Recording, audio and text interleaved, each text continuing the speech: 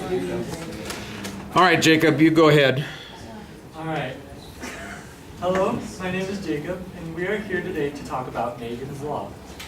Megan's Law is a subsection of the Jacob-Wetterling Act, which states that law enforcement authorities are to make information available to the public regarding the information of registered sex offenders. I am of the position that the state of California should abandon its Megan's Law legislation.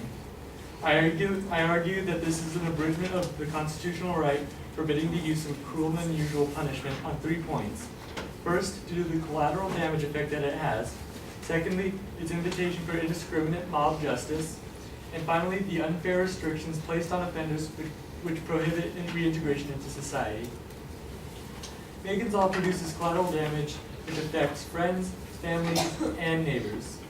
According to the American Journal of Criminal Justice, children of sex offenders reportedly experience adverse consequences, including being stigmatization and differential treatment by teachers and classmates. More than half had experienced ridicule, teasing, depression, anxiety, fear, or anger. Neighbors with no relation to the offender also relieve negative consequences as a result of the law, with many reporting that they could not get fair market price for their house for having proximity to a registered sex offender. In the Justice Policy Journal, one 52-year-old male from Wisconsin claimed that the neighbor couldn't find a realtor to sell his house because they would have had to disclose that he was on the registry. And additionally, a 69-year-old male from Texas reported that his neighbor tried to sell his house, but the potential buyers all canceled after learning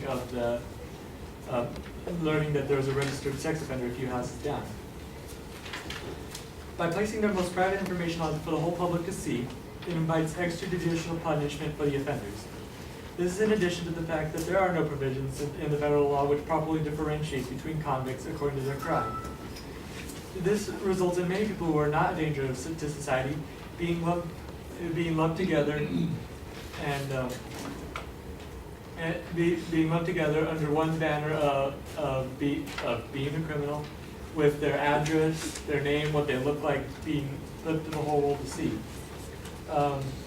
According to the Journal of Contemporary Criminal Justice, 19.5% of offenders with no child victims and 11.1% with child victims are assaulted, and a further 53.7% of offenders with no child victims and 41.7% with child victims are harassed.